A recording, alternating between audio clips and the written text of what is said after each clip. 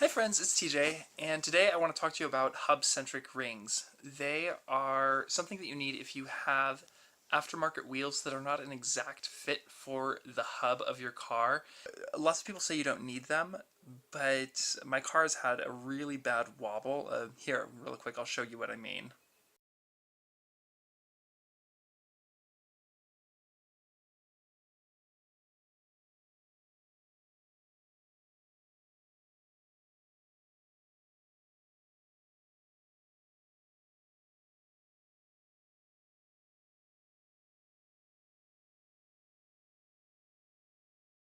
Okay, so you see how I'm kind of wobbling back and forth there in the car. My dad and I look like bobbleheads. Anyway, that's hopefully caused by the lack of hub-centric rings on my aftermarket rims on my car. If you have aftermarket rims, they frequently are not just exactly the right match. Even though they'll match up with your bolt pattern, they don't sit on the hub. So, sorry if you, these hand gestures not helping probably much. Your aftermarket tire wheels will be a little bit bigger usually because they like to accommodate as many vehicles as they can. And so what you do is you've got these rings, they're called hub-centric rings, and they just go around the hub of your car's axle, and they make it wider so that the aftermarket rim will sit directly on that, and it closes up the gaps, and it should help reduce the wobbling that you can see in that previous video. So I'm going to go put those on and I'll show you the process. It should be really simple. My aftermarket trims came with hub-centric rings and I didn't know what they were at the time. So when I put my original rims back on, because I put snow tires on those, they didn't fit and I kept trying to just really hammer them on there, and I was like, why the won't these get on my car? And then I pulled them off and I saw these weird plastic things and I was like, what the hell is this? So I just pulled them off and I really broke them to hell. And I didn't think anything of it. I thought, okay, well, everything's sitting here. It's working fine, so whatever. But now I've noticed that wobble. We've looked at a lot of things on that car. We tried the alignment. I don't think we looked too much at the suspension.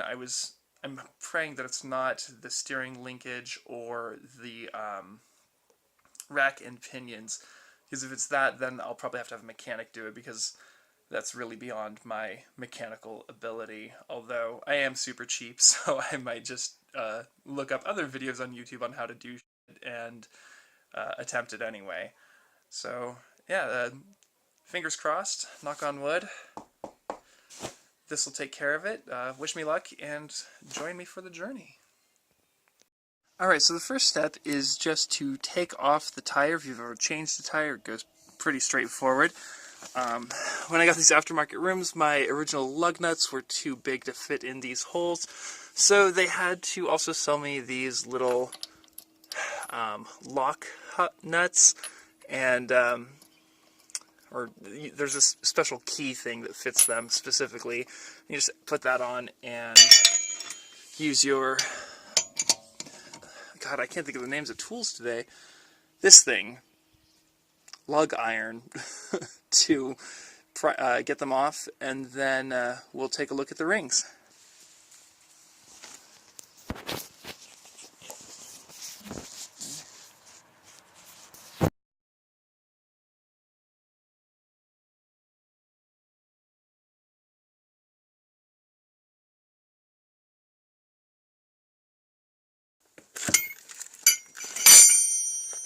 Alright, I've got all of the lugs loosened. Hi, Jameson.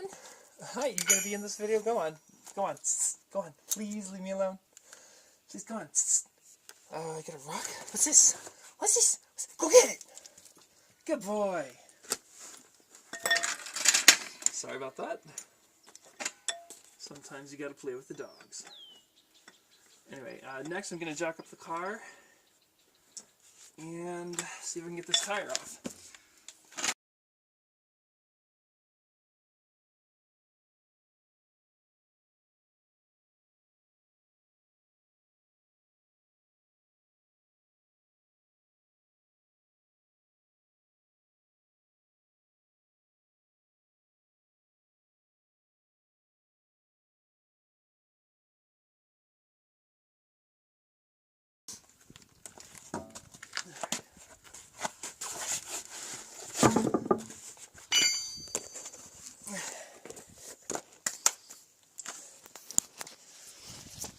Alright, so here, maybe I can explain a bit better how the hub-centric rings work. I was trying to explain it earlier with my fingers, and I feel like that was probably just more confusing than anything.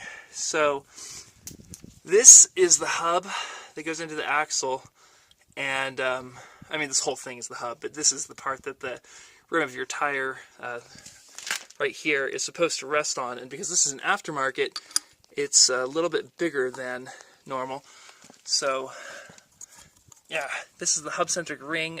It came with plastic ones, and that's why they got all beaten up when I changed out the tires, and they came off on the hubs rather than the wheel.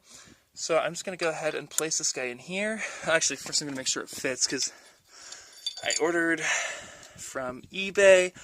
Don't know that I trust it entirely. It might need to be tapped on a little bit. I'm sorry, you probably didn't see that. I hate it when people keep stuff out of frame.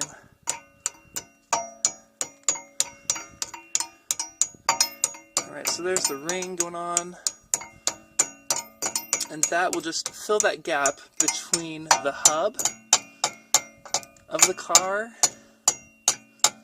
and the rim right here where it's supposed to rest. You can see this has a little bit of a bevel on it so that it kind of goes onto the ring more easily, and I didn't realize that when I first got these, but now that I look at it, it makes sense. So let's go ahead and put this guy back on.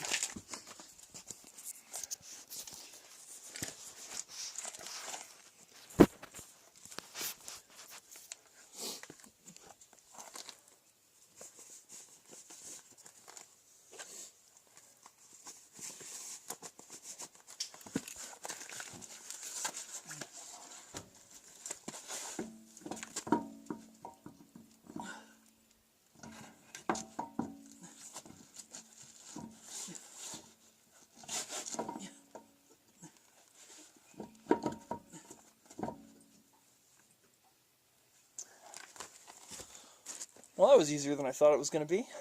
That fits real nice.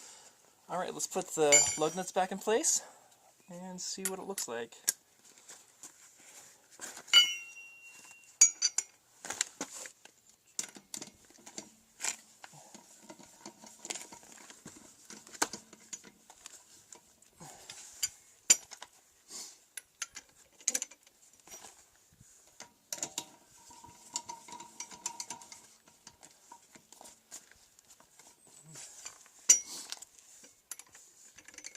You may have noticed that I'm skipping lugs.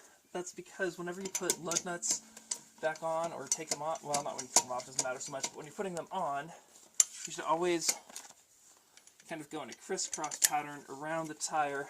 That way, when you're tightening them down, they tighten closer to even. Especially if you're doing it by hand and you don't have a torque wrench to get the exact measurements. I do have a torque wrench, but just for lug nuts, I don't usually use it to check settings. Alright, so that was really simple. So there's one, skip this one, come up here. Two, skip this one, come over here. Three, skip this one because it's the first one we did. And, oops, sorry, I'm blocking your view again. So I'm skipping this one, coming down over here. Four, skip this one, come back over here. Again, that one was already done. There's five. Alright, so then go back to the first one and make sure it's still tight, because sometimes when you're tightening up the others, it pulls it on nice and tight, and then the original one or two that you did get loose, so I just like to go back and double check and make sure everything's nice and tight.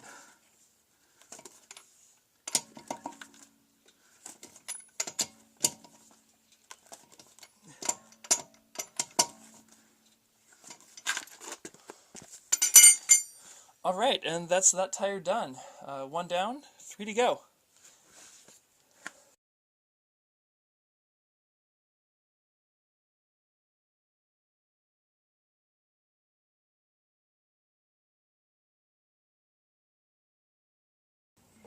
Alright, this one still has the plastic ring on it from when I bought the aftermarket tires. I don't know if it's going to be worth my time to get that off right now, or if I should just leave that on and deal with the ones that actually need replacement. So I think I'll just throw this tire back on, and if it ever cracks, then I'll replace it with the aluminum ones that I bought off of eBay.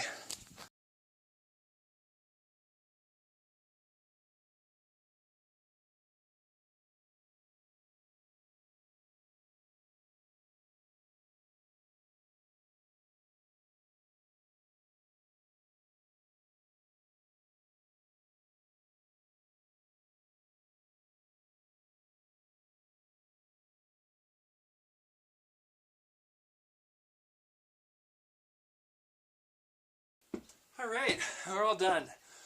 So, all that's left is to take it for a test drive.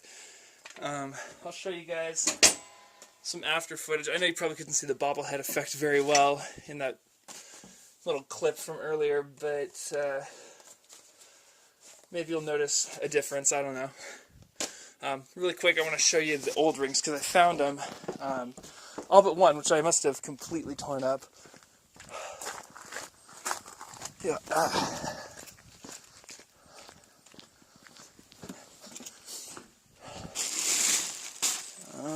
In here. Yeah, so these are the rings that came with my aftermarket tires, and you can see they're really chewed up. They probably still work for a while, but getting the tires back onto there because they're so chewed up is more difficult. It pushes against this broken piece, and so it doesn't like to sit in very well. And so these are just horrible. If you have to get hub-centric rings, I highly recommend you get metallic ones. I got aluminum off of eBay. These are just some neoprene plastic that came with the rims. So yeah, thanks for watching. I'll take a test drive as soon as I can. I've got to run up and take care of some stuff on my mom's car. I've got to switch out her snow tires for summer tires, so I don't really have time to do a test drive in my car today.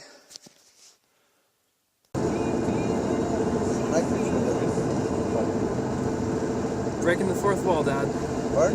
Nothing. Asshole.